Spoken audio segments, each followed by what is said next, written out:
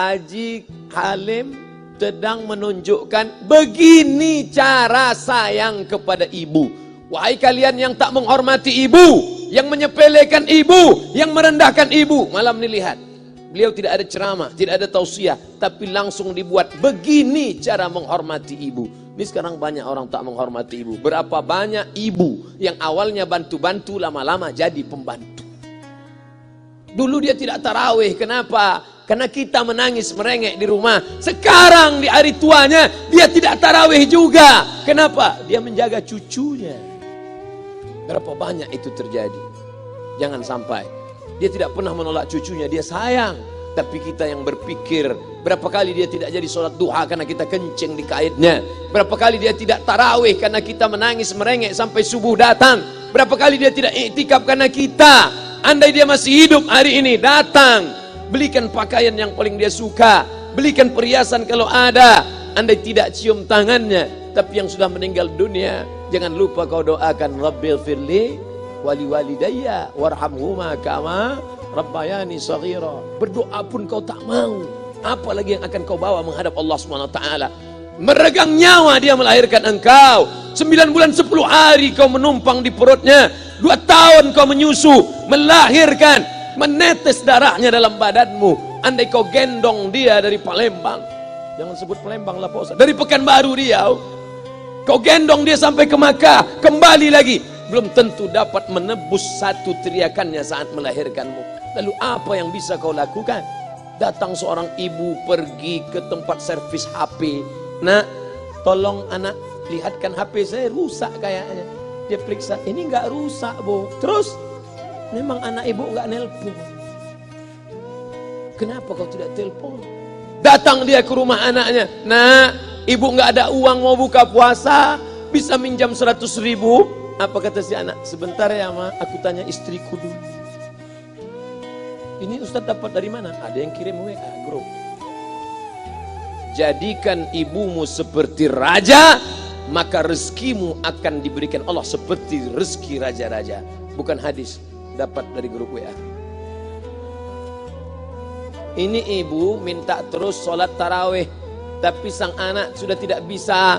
Aku mau hentikan saja sholat tarawih ini, karena mau buat tenda ini tidak bisa. Tiangnya bambu, sudah bocor. Kita stop saja sholat tarawih bersama ini. Apa kata si ibu? Buatlah sholat tarawih terus, nanti Allah akan berikan engkau gedung yang besar. Dengan gedung besar itu kau akan tetap sholat tarawih. Mana gedung besar itu? Inilah dia gedung besar. Langsung dikabulkan Allah Subhanahu wa taala. Karena setelah Allah langsung orang tua. Wa qadara rabbuka alla ta'budu illa iyyah. Allah sudah wajibkan engkau menyembah Allah. Setelah Allah, wa bil walidaini ihsana. Kedua orang tua. Jangan kau lawan ibumu. Kayak anak-anakku, jangan kau lawan ibumu. Karena kau lawan ibumu, kau tak pernah mencium kebahagiaan. Walaupun hartamu banyak, kau akan berenang dalam air mata penderitaan sampai kematian datang. Ada pezina hidup di dunia senang, ada pecandu narkoba hidup di dunia senang, tapi orang yang durhaka tetap dapat dosanya dibalas Allah di akhirat. Di dunia coba dapat. Ustaz, kalau di akhirat dapat, di dunia dapat, untuk apa lagi di dunia? Yang di dunia itu DP-nya. Nanti di akhirat akan kau dapatkan cashnya. Oleh sebab itu jangan main-main dengan ibu. Datang seorang laki-laki, ya Rasulullah, izinkan aku mati syahid. Karena orang yang mati syahid itu tidak akan merasakan sakratul maut illa kal qars, seperti cubitan pada tangan. Izinkan aku mati syahid, karena kalau aku mati syahid tidak akan ada azab kubur. Izinkan aku mati syahid, karena kalau aku mati syahid tidak akan ada hisab, langsung masuk surga. Nabi bertanya, alaka min ummin, ibumu masih hidup? Ibumu ada di rumah? Ya. Ilzam rijlaiha fathammal jannah, urus tapak kakinya, akan kau dapati surga di sana. Tak perlu kau mati syahid, tapak kakinya kau urus, kau dapati surga di sana. Kalau tapak kakinya kau urus dapat surga, apalagi kau urus kepalanya, apalagi kau urus badannya. Pulang dari sini, urus ibumu, mandikan dia, belikan pakaian yang baik, cari makanan kesukaannya. Kalau dia sudah meninggal, maka kau datang ke sana, langsung dapat tisu. Bapak Ibu yang dimuliakan Allah Subhanahu wa taala. Ini Ustadz suaranya menggelegar nih, marah apa? Enggak, saya tak marah. Terus dikasih Haji Halim buka nasi kuning tadi, makanya suara menggelegar. Dimasukkan Pak Kapolda daging sama ayam 3. Masya Allah, ini kari Palembang nih Pak Ustaz. Mantap, menggelegar suara kita di rumah. Bapak Ibu yang dimuliakan Allah Subhanahu wa taala, datang seorang laki-laki, kata Nabi sallallahu alaihi wasallam, nanti akan ada laki-laki yang datang kemari minta doanya, doanya kabul. Sahabat heran, kami yang hidup sama Nabi, kami yang perang sama Nabi, kami yang jihad sama Nabi, kenapa mesti minta doa dia? Dia tidak pernah ketemu Nabi. Pokoknya nanti kalau dia datang, minta doa sama dia. Setelah Nabi SAW meninggal, barulah dia datang. Orang itu bernama Uwais Al-Qarni. Kenapa doanya makbul? Dia merawat ibunya. Kalau ibumu kau rawat, doamu dikabulkan Allah Subhanahu wa taala. Apa yang kita lihat malam ini adalah buah bakti kepada seorang ibu. Ya Rasulullah, man ahaqqun nas bi husni sahabati? Siapa yang paling layak mendapatkan baktiku? Ummuka. Siapa lagi? Ummuka. Siapa lagi? Ummuka. Ibumu, ibumu, ibumu. Summa man? Siapa lagi? Abuka. Kami, Ustadz, Jenderal Bintang 5, alim ulama, kami hanya dapat 1, sedangkan kalian ibu dapat 3. Ibumu, ibumu, ibumu. Kenapa ibu dapat 3? Karena ibu bisa melakukan 3. Ibu mengandung, ibu melahirkan, ibu menyusukan. Kalau bapak mau dapat 3, coba yang 3. Pulang dari sini, pergi ke tempat jual kelapa muda, beli 1. Jangan dibelah, ikat di perut 9 bulan 10 hari. Kalau mau merasakan melahirkan, pulang dari sini, pergi ke tempat jual mangga. Telan bulat-bulat, keluarkan bulat-bulat. Emang enak jadi perempuan. Mereka luar biasa. Tanya ibumu, berapa kali dia meninggalkan puasa Ramadan? Saat mengandung engkau, 30 hari dia tak puasa. Saat menyusukan tahun pertama, 30 hari dia tak puasa. Saat menyusukan tahun kedua, 30 hari dia tak puasa. Saat dia mau ganti qadha tahun berikutnya, adik mau menyusul. Hari ini dia belum mengqadha puasanya, dia terhutang di hadapan Allah. Lalu apa yang bisa kau lakukan? Malam ini betul-betul disadarkan. Alhamdulillah, ibu saya masih hidup, umurnya 70 tahun. Saya akan pulang dari kajian malam ini. Nampaknya malam ini saya yang ceramah, saya yang tausiah.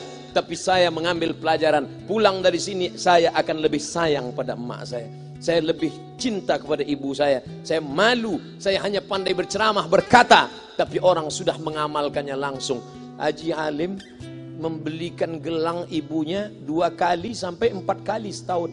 Gelang cincin. Sudah dibelikan 2 bulan, hilang. Kemana? Ada orang susah tadi aku kasih. Ternyata itu yang membuat rezeki melimpah ruah. Maka rezeki buah yang sudah matang harus kita joloknya dengan apa? Dengan berbakti kepada ibu. Bapak ibu yang dimuliakan Allah, saudara-saudaraku yang dimuliakan Allah Subhanahu wa taala. Ibu ini luar biasa. Sampai-sampai ibu, Ustaz jangan nunjuk pakai tangan kiri lah. Oke, pakai kanan. Ibu, andai ngomong ibu salah, tetap dikabulkan Allah Subhanahu wa taala. Ada seorang ibu memanggil anaknya, "Ya Juraij, wahai Juraij." Anaknya sedang beribadah. Ibadah pada Allah atau nyambut ucapan ibu? Allah lebih mulia, dia diam. "Ya Juraij." Dia tetap diam. "Ya Juraij." Dia tetap diam. Dia tidak jawab seruan ibunya.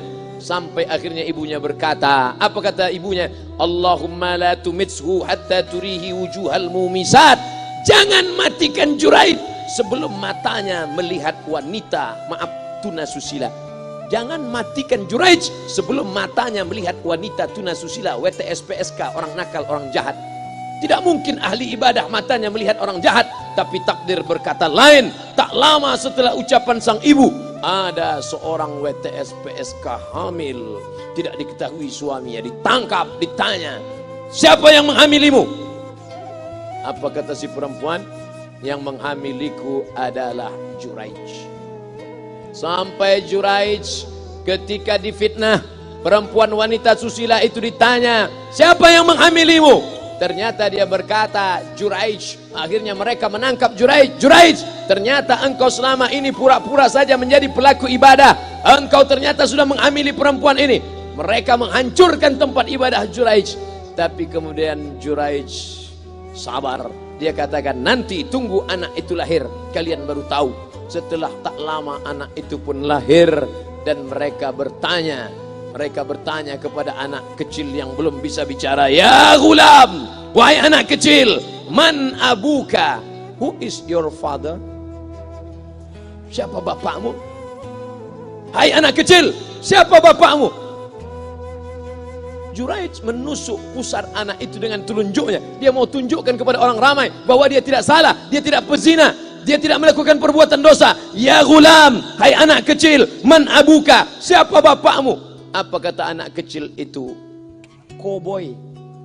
Ko sapi, boy penjaga sapi, pengembala sapi. Bapakku pengembala sapi. Barulah orang Yahudi tahu ternyata ra'il ghanam yang menghamili PSK perempuan jahat tadi adalah penggembala sapi. Lalu kenapa fitnah itu terjadi? Allah mengabulkan doa si ibu sebelum Juraij mati. Matanya pernah melihat wanita tuna susila. Oleh sebab itu ibu jangan sampai kalau marah sama anak memanggil anak dengan kata-kata yang tak baik. Setan, hantu. Kalaupun marah panggil dia, calon wali kota. Sini sebentar. Kalau marah betul, calon gubernur. Sini sebentar.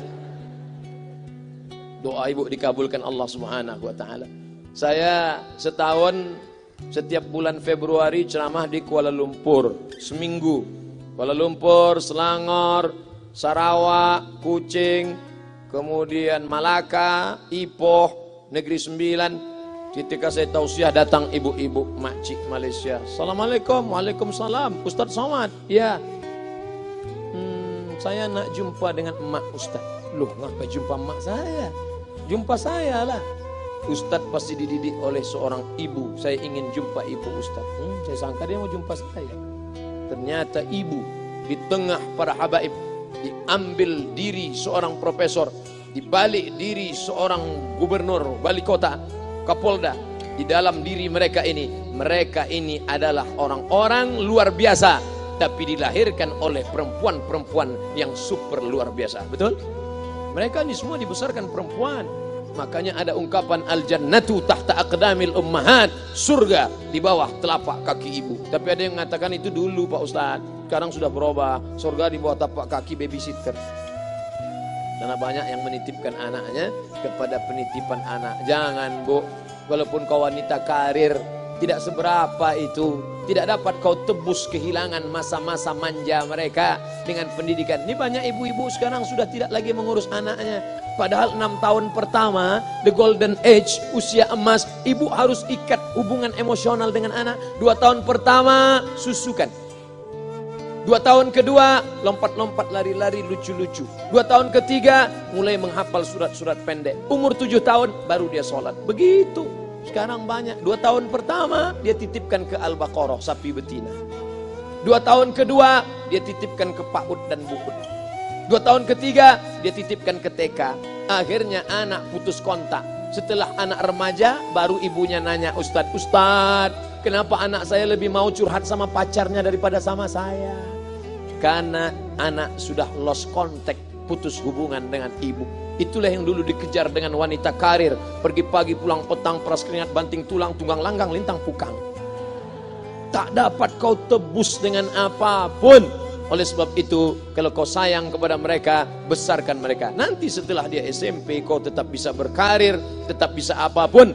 Tapi usia emas ini tetap jaga mereka. Di balik anak-anak yang luar biasa, ada ibu yang luar biasa.